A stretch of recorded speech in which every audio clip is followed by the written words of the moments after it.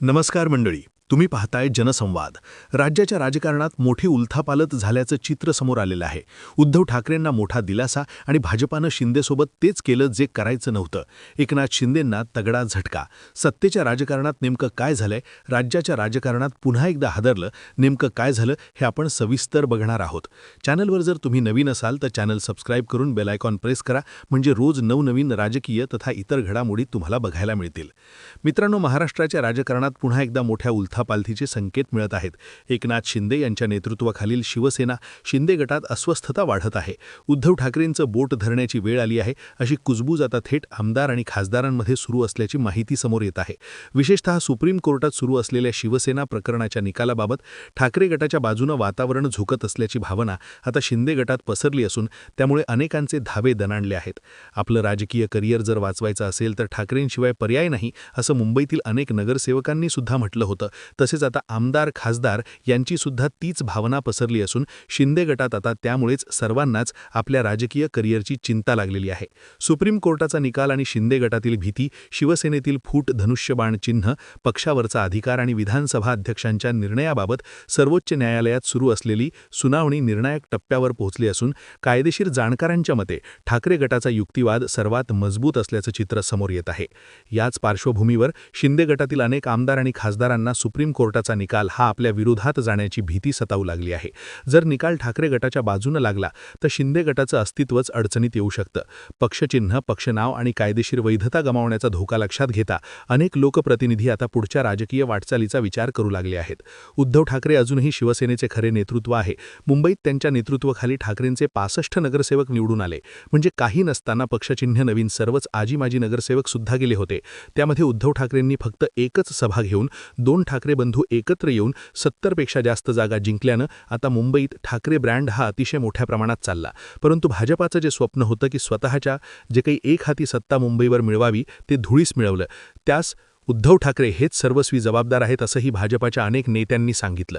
शिंदे गटातील काही आमदार खासदार खासगीत बोलताना म्हणत आहेत की राजकीय वास्तव स्वीकारण्याची वेळ आलेली आहे. उद्धव ठाकरे हेच शिवसेनेचे मूळ नेतृत्व आहेत. शेवटी बाळासाहेब ठाकरे यांचा वारसा, पक्षाची ओळख आणि शिवसैनिकांचा भावनिक कौल आजही उद्धव ठाकरेंकडेच आहे. मुंबई, ठाणे, कोकण आणि मराठवाड्यातील काही आमदारांचा ठाकरे गटाशी थेट किंवा अप्रत्यक्ष संपर्क सुरू असल्याचंही बोललं जात आहे. काही जणांनी तर योग्य वेळ आली की आम्ही निर्णय घेऊ असे सुद्धा संकेत दिल्याची माहिती आहे. भाजपावर वाढती नाराजी अनेक ठिकाणची आहे.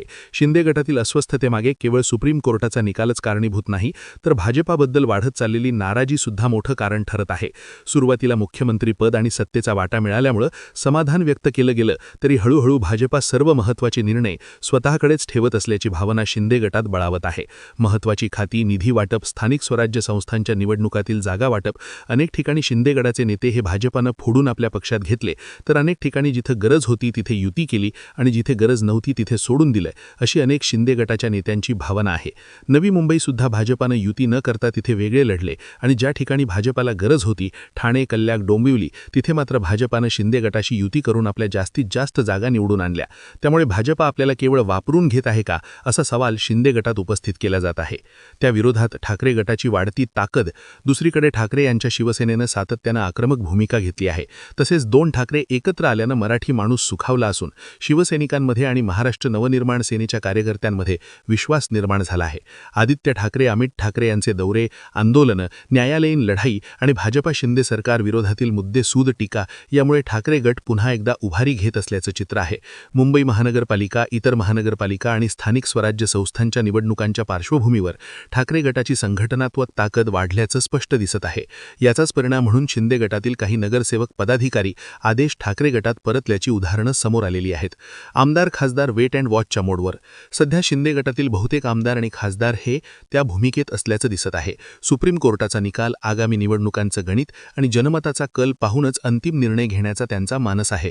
मात्र आतल्या गोटात उद्धव ठाकरे यांच्याशी संवाद सुरू असल्याचं त्यांनी सांगितलं.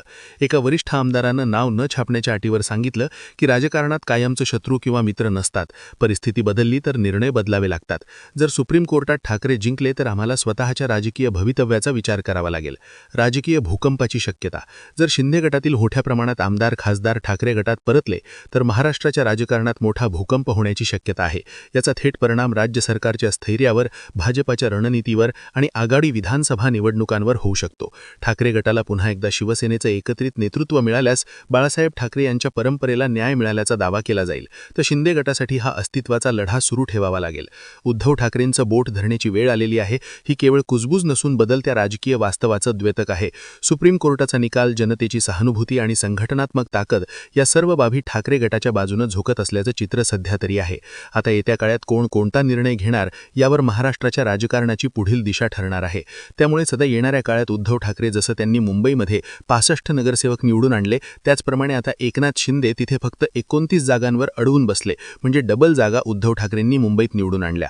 आणि मुंबईत फक्त ठाकरे ब्रँड चालणार, सत्ता पैसा यावर मराठी माणूस मुंबईतला हा कोणालाही दाद देत नाही. ठाकरे हेच महाराष्ट्राच्या आणि मुंबईचा ब्रँड आहे, असंही उद्धव ठाकरे यांनी ठासून या निकालावरून सांगितलं. परंतु आता भाजप आणि शिंदे गटामध्ये जे महापौर पदावरून जे काही राजकारण सुरू आहे, त्यामुळे भाजपसुद्धा शिंदे गटाला आता दुसरीकडेच करण्याची शक्यता आहे. तर अजित पवार आणि शिंदे यांना लवकरच भाजप सोडचिठ्ठी देऊन ठाकरेंच्या सोबत किंवा ठाकरेंकडून बाहेरून पाठिंबा घेऊन स्वतःचा महापौर मुंबईत बसवण्याची नामी शक्कल भाजप काढत असल्याचं चित्र आहे.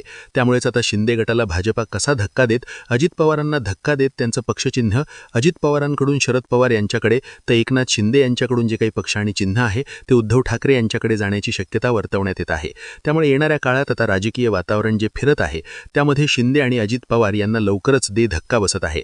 त्यामुळे जर चिन्ह आणि पक्ष या दोघांचं सुद्धा गेलं तर त्यांना भाजपाशिवाय पर्याय नाही आणि लवकरच भाजपा त्यांना आपल्या पक्षात सामील करून घेऊन महाराष्ट्रात सर्वात मोठा पक्ष म्हणून भाजपा मिरवण्याच्या तयारीत आहे. त्यामुळे येणाऱ्या काळात आता जी काही राजकीय समीकरणं आहेत त्यावरून तरी उद्धव ठाकरे एक आक्रमक विरोधी पक्षनेते म्हणून समोर येत आहेत आणि म्हणूनच येणाऱ्या काळात उद्धव ठाकरे यांचं महत्त्व राज्याच्या राजकारणात वाढणार हे निश्चित.